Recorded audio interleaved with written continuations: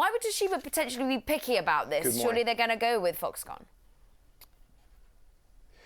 Well, to back up a step, Toshiba is reeling from some financial troubles in its U.S. nuclear business. Of course, it's a broad icon with many different businesses, but it's going through this process of trying to shore up its balance sheet because of the losses, this write-down that it's going to have to take with its nuclear business. So it's looking at selling a number of assets, everything from perhaps its elevator business and hospital business, but really the crown jewel of its operations is this memory chips business, which could be worth $13 billion. It could be worth a bit more or a bit less. So it's begun to solicit bids from a wide range of companies, and Terry Guo from Foxconn yesterday expressed pretty clearly that he's interested.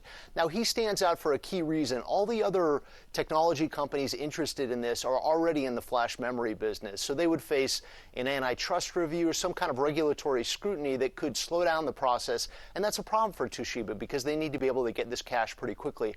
There are also financial bidders in the mix, including a couple of PE firms. But they will not have the opportunity to capitalize on synergies the way perhaps some of these technology companies themselves can. So Terry Guo bid for Sharp in Japan, won a very, very contentious battle to be able to take over that company. And he looks like he's coming back to Japan for Toshiba's chip business. Well, I mean, it is a crown jewel of any company, and this is one of the central technologies of modern life. So, we have to look at this and see, why he would certainly want to own it at Foxconn because, if you can, and also we've seen how beautiful Foxconn is at executing things and just creating this incredible production machine. And so they will take this technology and drive it forward in a way that others probably cannot. So I think it's kind of a promising idea, but I think it's got to be tragic for Toshiba to lose this extraordinary business. Yeah, Peter, the valuation, $13 billion, why is it now looking potentially less than they'd originally gone for? What are people picking apart?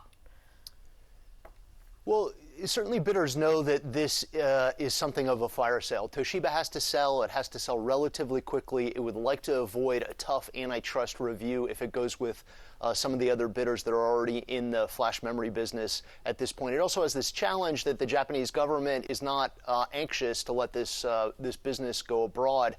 Terry Guo does have a lot of potential to come into this, but he's never really run a business like this before. It's incredibly capital intensive. It's very cyclical. The core business of Foxconn, of course, is assembly. They have these enormous plants in China where they make iPhones and PlayStations and things like that. This is a much more capital intensive business, so it'll be a challenge to integrate it, but he has shown some promise with the Sharp investment that he made a year ago. Peter, how would you compare this business, this memory business, with some of the other top players in the market, and how important is it relatively?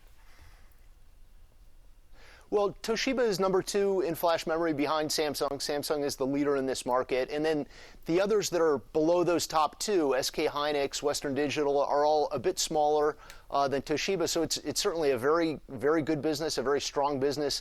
The Japanese government has been asked questions about whether they would be okay with a foreign bidder taking over this operation, and so far they've said, with some hesitations that they probably would, although it's very strategically important for the technology industry. They've been proud of this historically, but I think at this point there aren't domestic bidders that have emerged that look like promising contenders the way, say, Foxconn or some of these other companies have.